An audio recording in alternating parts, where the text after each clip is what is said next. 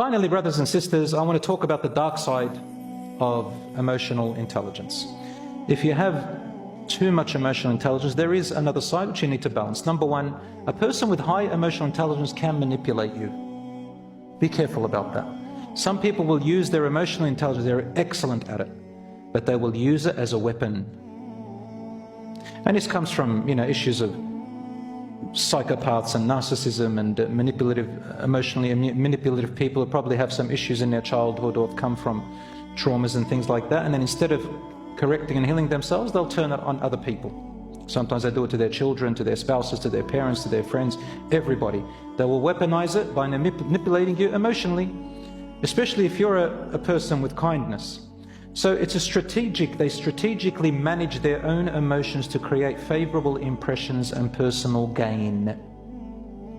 How do you know that? When you see them, they're inconsistent with their behavior. Their words are inconsistent with their behavior. How do you know that? After a little while, you'll see it. Number two, they got too much charisma. Too much. Every time you meet them, they're putting on a show and you feel you're always drawn to them. They do something. Number three, they make you feel fear a lot. How do they make you feel fear? They'll exaggerate facts to make you feel the urgency to act towards a desired direction. Did you hear what they said? They said that. And you know what else they said? They said that. You know what else? If I was in your place, wallah, I care about you. See that? I'm not the best actor, but you can imagine. This person can make something small, and you got to act. Take a step back and say, you know what, I heard you. It's pretty serious. Go think about it. Number three, they leverage feelings of guilt. They'll talk to you about your past. I know, subhanAllah, you've been through a lot, and in the past, remember, you've stolen everything. Well, I haven't told anyone. Probably told 100 people, but I haven't told anyone. But you can improve. What I'm actually doing is I want more information from you.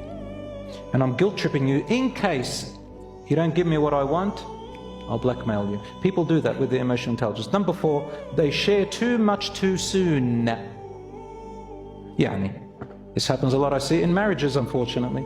They don't give their time to know the person and ask about them, especially long distance ones. Be careful of them. Talking from a long distance, and then they give too much too soon. Sometimes they can be, so take your time with these people. They rely on reciprocatory reactions, meaning they'll do something small for you, and then they expect something in return or more. And then when they don't see it, after a while, bang, their monstrosity comes out.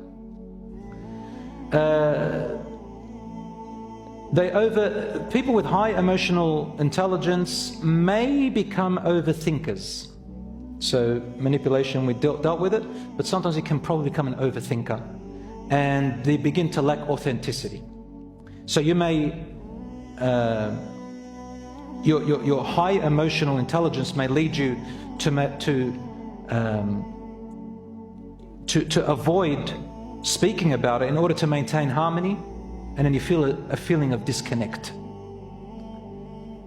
because you're overthinking, and it debilitates you from taking action.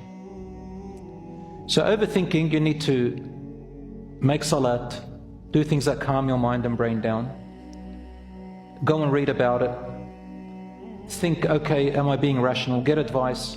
Number three, emotional exhaustion and burnout. Too much empathy may lead you to absorbing everyone's emotions around you.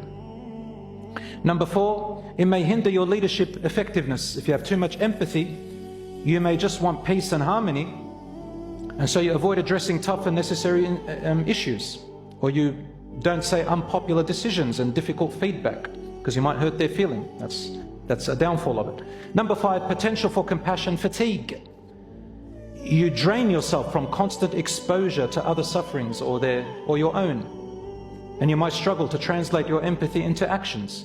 That's why I say, we watch on media all the atrocities and sufferings that happen, and we have to be aware, but at the same time, brothers and sisters, as harsh it may sound, you can't continue to look at it over and khalas. You saw it, you're aware, you're making dua, and then what happens if we continue to look at it, we debilitate ourselves, we start stopping, we say we can't do anything.